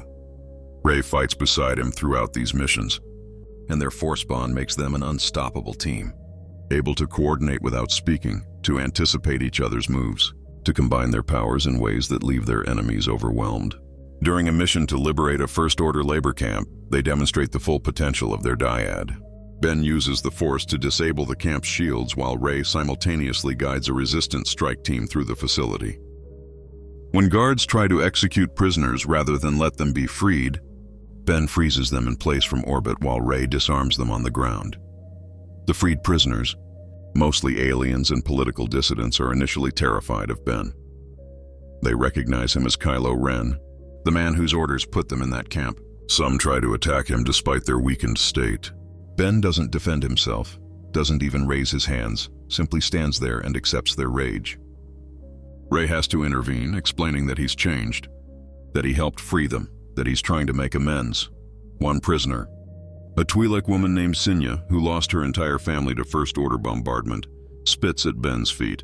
You think freeing us erases what you did? My children are dead because of you. My husband was executed for speaking against the First Order. Nothing you do will ever bring them back. Ben meets her eyes, his voice steady despite the pain her words cause. You're right. Nothing I do will bring them back. I can't undo the past or erase my crimes. I can only try to prevent more families from suffering the way yours did. I know that's not enough. I know I don't deserve forgiveness. But I'm going to spend the rest of my life trying anyway because it's the only thing I can do. Sinya stares at him for a long moment, then turns away without another word. She doesn't forgive him, but she doesn't attack him again either. It's not acceptance, but it's acknowledgement that he's at least trying. For Ben, that's more than he expected. The Resistance starts calling them the Dyad, recognizing that together they're something unique and powerful. Military analysts study their coordinated attacks, trying to understand how two Force users can work together so seamlessly. Some attribute it to training or tactics, but those sensitive to the Force understand it's something deeper. Rey and Ben aren't just working together. They're operating as two halves of a single entity. Their Force presences intertwine so completely that distinguishing where one ends and the other begins becomes impossible. This connection manifests in unexpected ways. During one battle, Ben is injured by shrapnel from an exploding starfighter. Rey, dozens of kilometers away on a different ship, gasps and clutches her side in sympathetic pain. She can feel his injury through their bond, can sense exactly how serious it is. Before anyone can stop her, she commandeers a shuttle and flies to his position, using their connection to navigate through the chaos of battle. She reaches him within minutes and uses the Force to stabilize his wounds until medical help arrives. Later, when both are recovering in the medical bay, the Resistance medics are baffled. According to their scans, Rey has sympathetic injuries matching Ben's wounds. Bruising where he has lacerations. Phantom pain where he has broken ribs. It shouldn't be possible, but their dyad connection is so strong that Rey's body is responding to Ben's injuries as if they were her own. The medics classify it as a unique phenomenon, something that will require years of study to fully understand. But their relationship is complicated, built on understanding and connection, but also trauma and pain. They're drawn to each other in ways that transcend simple attraction or romance. It's deeper, more fundamental, like recognizing another part of yourself that you didn't know was missing. Yet the shadow of what Kylo Ren did to Rey and her friends hangs over every interaction. He tortured her, killed her mentor figure, tried to turn her to darkness. Those aren't things you simply forget, even when the person responsible is genuinely trying to change. One night, after a particularly difficult battle, they sit together watching the sunset on whatever planet they're temporarily based on. The sky is painted in shades of orange and purple, and for a moment, they can almost forget the war, the deaths, And through their connection, he feels her conflicted emotions. Affection and attraction mixed with caution and uncertainty. I don't know what we are, she admits. I don't know if we can ever be anything beyond what we are now. You've hurt too many people, done too many terrible things. But I also see who you're trying to become. I see Ben Solo fighting to honor his grandfather's legacy. And that person? He's worth believing in. It's not a declaration of love or a promise of a future together, but it's acknowledgement that there's something between them, something real, and that maybe if Ben continues on this path, they can explore what that something might become. For now, it's enough. The weeks turn into months, and Ben proves himself repeatedly. He leads rescue missions into dangerous First Order territory, extracting prisoners and defectors. He negotiates with First Order officers willing to surrender, using his knowledge of their psychology and his former authority to convince them that the cause is lost. He personally dismantles weapons of mass destruction, using his engineering knowledge and Force abilities to safely deactivate devices that could have killed millions. During one mission, he encounters Admiral Griss, one of his former subordinates from his time as Supreme Leader. Griss commands a battle cruiser with a crew of 10,000 and has been terrorizing a sector near the Outer Rim.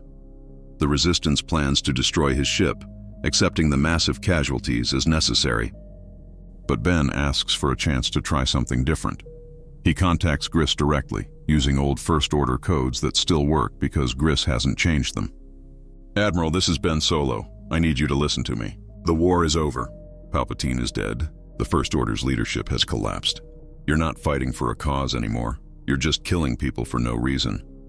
Griss's face appears on the view screen, older and harder than Ben remembers. You dare contact me, traitor? You who abandoned everything we fought for. I should destroy you for your cowardice. Ben remains calm. You should destroy me because I deserve it for the crimes I committed as your supreme leader. I ordered you to do terrible things in the name of order and power.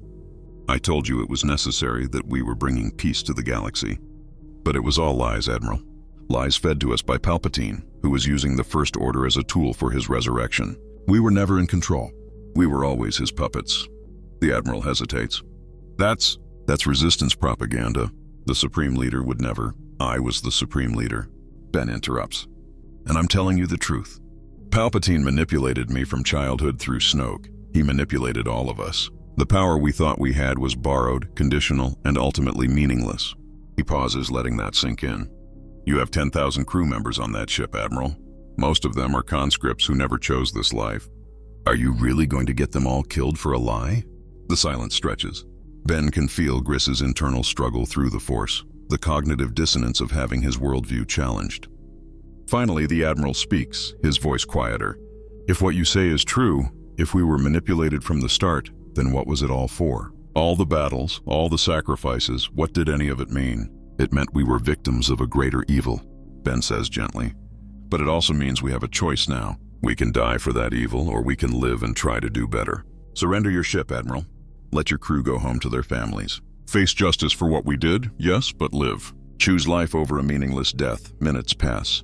The Resistance fleet waits, weapons locked on Griss's battlecruiser. Then, slowly, the First Order ship's shields drop. Admiral Griss's voice comes through, defeated but resigned. All ships stand down. Surrender to Resistance forces. The war is over. The entire battlecruiser surrenders without firing a shot. 10,000 lives saved because Ben chose to try diplomacy before violence.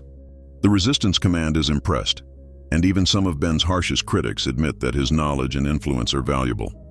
More importantly, it proves to Ben that he can use his past for good, that being Kylo Ren doesn't have to define him forever. The final battle against the remnants of the First Order comes 6 months after Ben's defection. General Hux has consolidated the remaining Loyalist forces, gathering every fanatic, every true believer, every officer too proud or too afraid to surrender. He's taken control of approximately 30 capital ships and hundreds of smaller vessels, along with ground forces numbering in the hundreds of thousands. It's a fraction of the First Order's strength at its peak, but still enough to cause devastating damage. Hux launches a desperate assault on Coruscant, trying to reclaim the galaxy's symbolic heart. His plan is simple and brutal.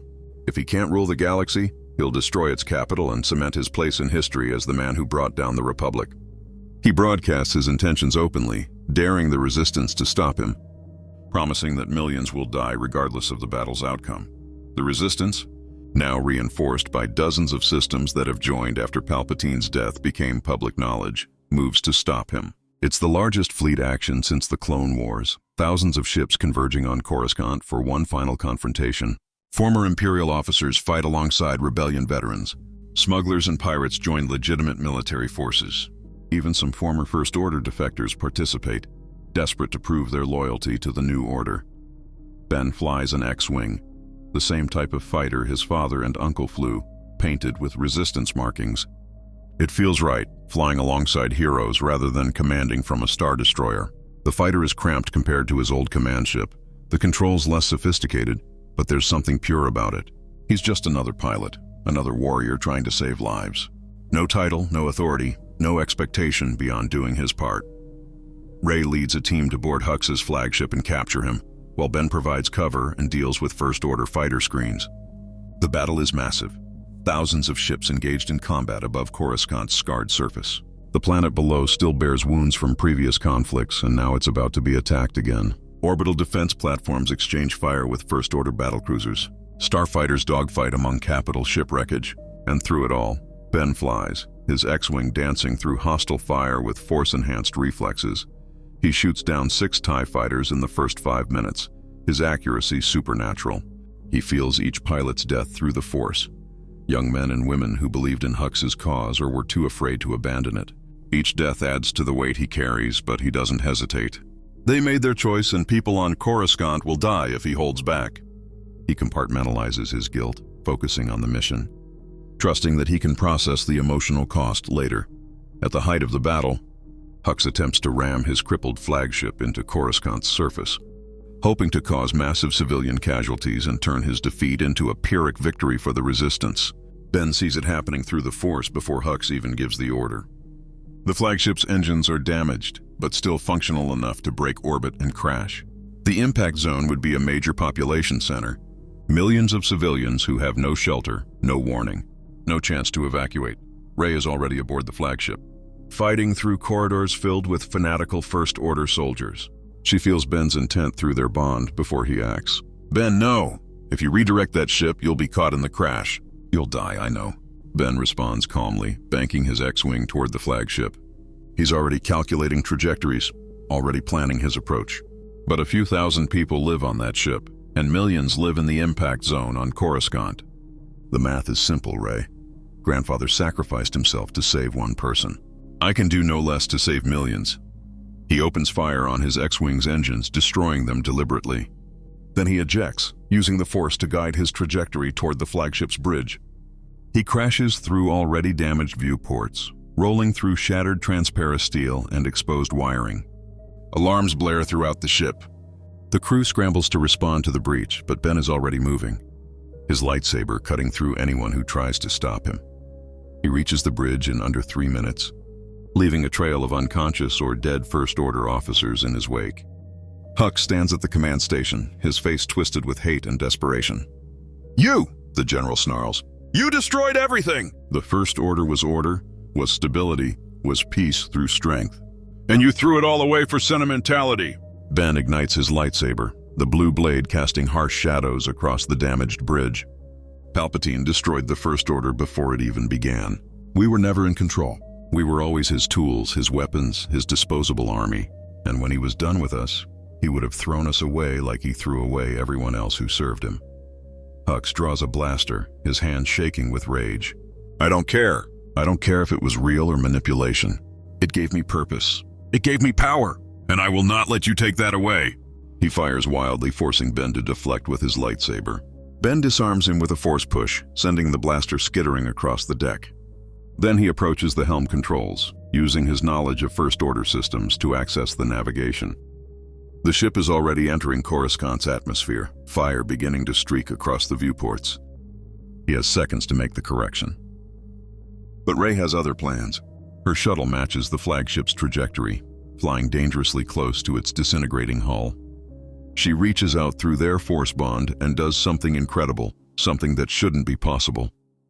She uses their dyad connection to literally pull Ben toward her, yanking him off the bridge through pure force power. It's a technique that was lost millennia ago, force teleportation, moving matter instantly across space through an intense force connection. Ben materializes in her shuttle, solid and real, transported across hundreds of meters in an instant. He's disoriented, overwhelmed by the sensation of being unmade and remade. The flagship crashes into the ocean seconds later, exploding in a massive fireball that sends a column of water and steam kilometers into the sky. The shockwave rocks Rey's shuttle, nearly knocking it out of the air. But she maintains control through skill and force-enhanced reflexes. They fly away from the crash site, neither speaking for a long moment. Finally, Ben finds his voice. "How did you do that? Force teleportation is supposed to be impossible. Even the ancient Jedi Masters couldn't reliably perform it." Rey keeps her eyes on the controls, but he can feel her exhaustion through their bond. "We're a dyad, remember? The Force works differently for us. We're connected in ways even the ancient Jedi and Sith never fully understood." She glances at him, her expression a mixture of relief and exasperation. "Did you really think I'd let you die after you finally came back to the light? After everything we've been through?" Ben doesn't have an answer. Part of him had assumed this was his destiny, to die in a heroic sacrifice that would somehow balance the scales for all his crimes. But Rey is right. Death would have been easier than facing decades of consequences, than doing the hard work of redemption. He reaches over and takes her hand, squeezing gently. "Thank you for believing I was worth saving. Always."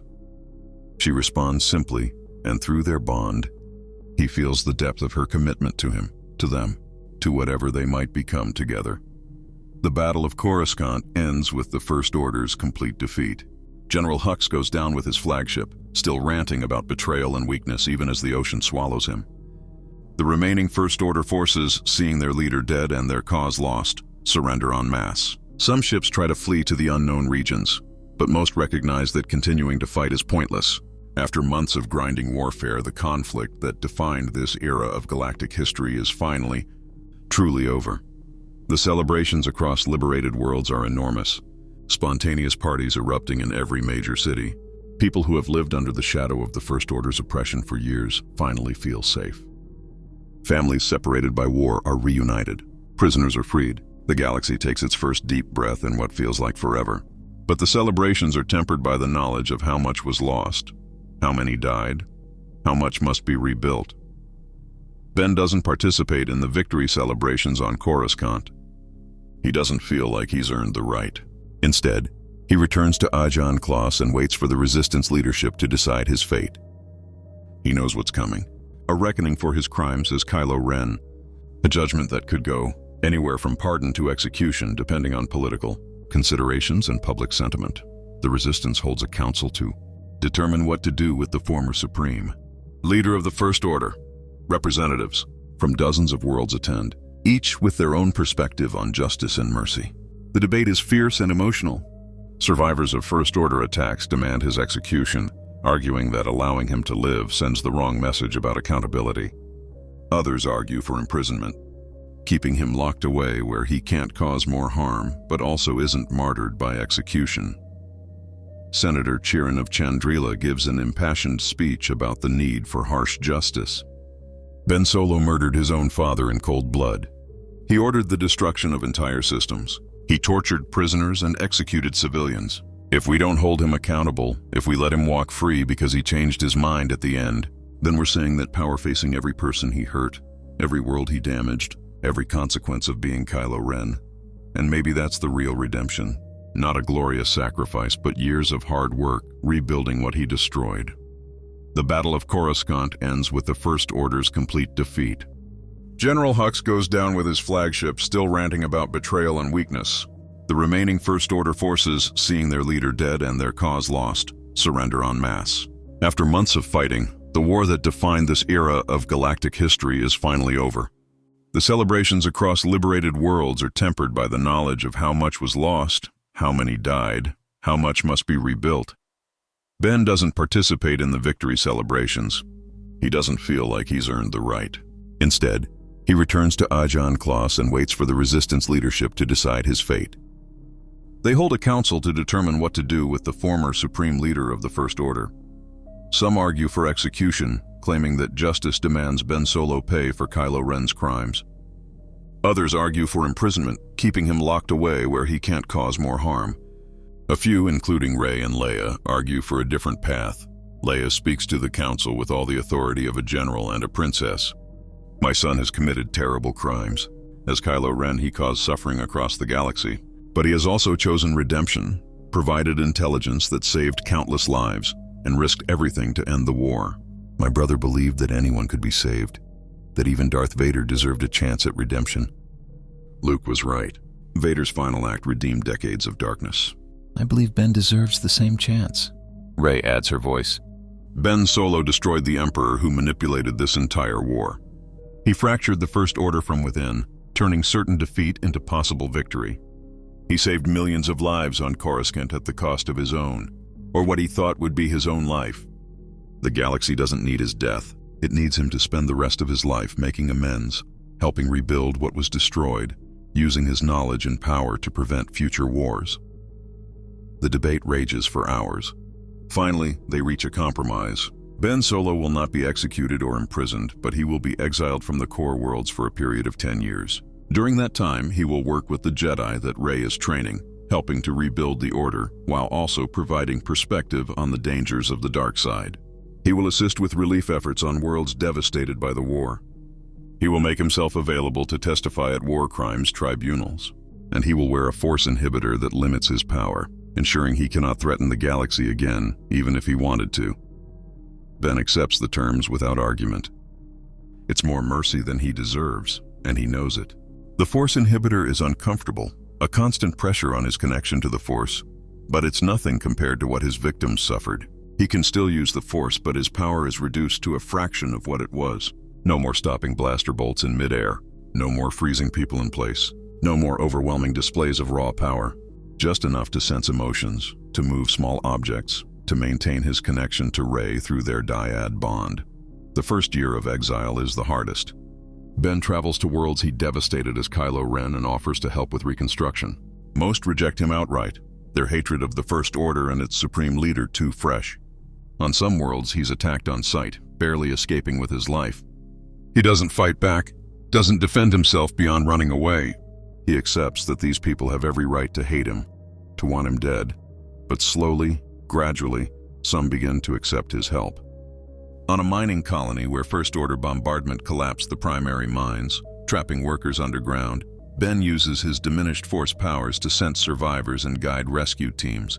He works alongside rescue crews for days without rest, pulling people from rubble with his bare hands when the force isn't enough. When they finally clear the last survivor, the colony's leader approaches him. "You destroyed our homes, killed our families. Nothing you do will ever make that right. But this, saving our people, it's a start." That becomes Ben's mantra. It's a start. Every life saved, every building rebuilt, every child taught about the dangers of the dark side. It's a start toward redemption.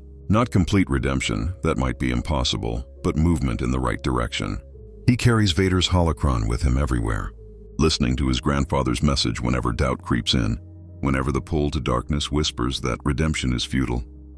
Rey visits him regularly, their force bond making distance irrelevant but physical presence still meaningful. She's building a new Jedi Order, one that learns from the mistakes of the past. Her students study both light and dark aspects of the Force, learning to recognize temptation without succumbing to it. Ben serves as a living lesson, a cautionary tale of what happens when you let darkness consume you, but also proof that it's never too late to change. Their relationship evolves slowly. The attraction is still there, the connection deeper than anything either has experienced with anyone else. But they take time, letting trust build naturally. They talk about everything, their fears and hopes, their mistakes and dreams. Ben tells her about his childhood, the pressure of being Han Solo and Leia Organa's son, the expectations that crushed him. Rey tells him about loneliness on Jakku, about the years pass. Ben continues his work, becoming known across the Outer Rim as someone who helps without seeking glory or recognition. He mediates disputes between worlds, drawing on his knowledge of galactic politics from both his family background and his time leading the First Order. He hunts down remaining dark-side cultists and Sith artifacts, ensuring they can't corrupt future generations. He teaches at Rey's Jedi Academy, showing students the seductive nature of the dark side, while also demonstrating that falling doesn't have to be permanent. His mother lives to see his transformation, though she's old and tired from decades of war and loss. In her final days, Leia tells him she's proud of who he's become. "You found your way back," she whispers. "Just like your grandfather, just like Luke always believed you could. You honor our family, Ben. You honor all of us." When she passes, Ben feels the loss through the Force like a physical wound. But it's different from the pain he felt when he killed Han. That was agony mixed with darkness, rage turned inward. This is clean grief, the natural sorrow of losing someone you love. He mourns his mother properly, with Rey beside him, and through that mourning finds deeper healing. Luke appears to him as a Force ghost during the funeral, the first time Ben has seen his uncle since that terrible night when everything fell apart. "I'm sorry," Luke says simply. "I failed you. I let fear guide my actions, and I created the very thing I was afraid of. Can you forgive me?" Ben has spent years learning that forgiveness isn't about deserving it. It's about releasing the weight of anger and resentment. "I forgive you," he says, "and I hope you can forgive me for everything I did after. We both made mistakes, but we both tried to fix them in the end." Luke smiles, looking more at peace than Ben ever saw him in life. "Your grandfather would be proud," he says. "You found redemption your own way. Not through death, but through life. Through choosing every day to be better than you were. That's the harder path, and the more meaningful one." Anakin Skywalker's Force ghost appears beside Luke, and Ben sees his grandfather's true face for the first time.